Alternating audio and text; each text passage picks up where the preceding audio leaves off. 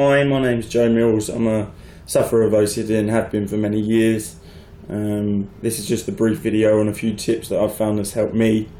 For example, if you've got rituals like I have, such as touching things, objects, corners need to be folded over, you need to look at things in a certain way. Again, like me, if you was to burn yourself on the oven, you'd have to go back and burn your other hand to make yourself feel comfortable and even, which I've done many times. Just a few tips and a few self-help guides, such as get yourself online and get yourself a clicker, like a tally counter, I think they're actually called. I got mine from Amazon. It was a couple of quid, £3 or so. I mean, it's well worth it, you know, and keep a record of how many times you've done these rituals throughout your week or fortnightly or even monthly, but definitely get yourself a diary. It's worth doing, it's worth having. And go back on it each week, each fortnight, each month, and look at your record. Then you can come back the next month and compare it, and if you've gone along with some sort of self-help guide yourself, such as having a goal, you want to reduce it, you want to lessen it, you want to, do you know what I mean? Personally, I've got one that goes up to 999, and I've maxed it out in a week before now. But it's getting to the point now where it is lessening. But if you are anything like me, it gives you quite a headache, keep clicking. But hopefully you're not as severe, and it wouldn't take you as long to reduce it.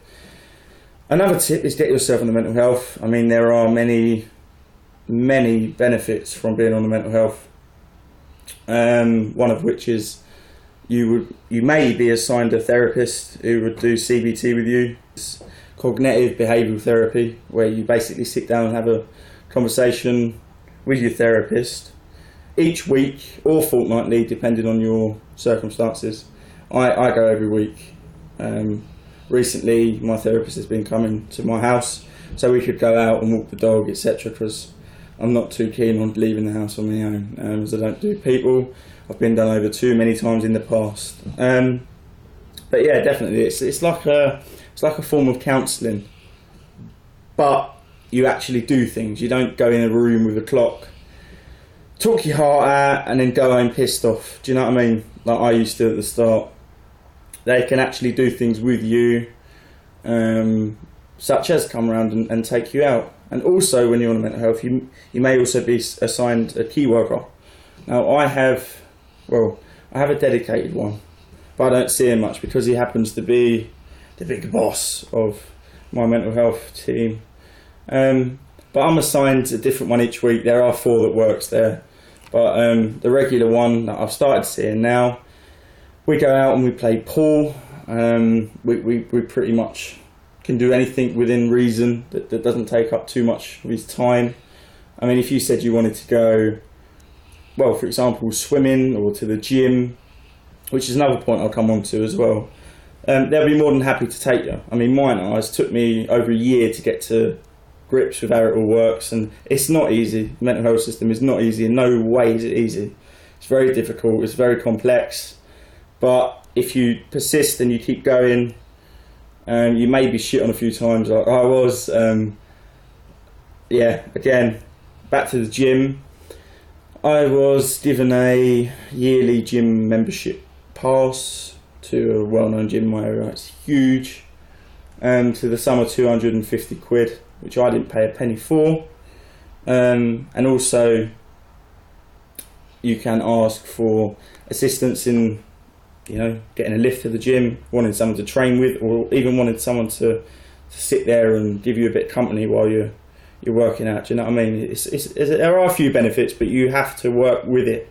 You have to, without going into detail, I was done over quite a bit by my mental health team, to the point where I started recording conversations we had, whether it was in my own house, over the phone, or in the office.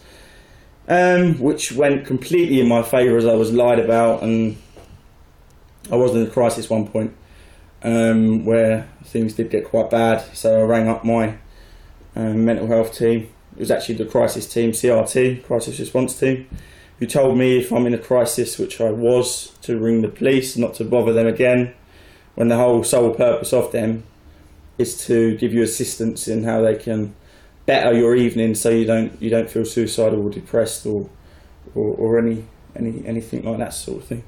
But yeah, I mean, now 30 months in, it's getting better, but definitely try and enrol yourself in some sort of mental health scheme, or I'm pretty sure a social worker could help enrol you, or the same way I went was through the GP. If you go there and you tell him that you're struggling, accepts you on a little bit of support. I mean, my GP was more than happy to put through a request for me to have a meeting with the mental health team to see if I fit the criteria, which I did.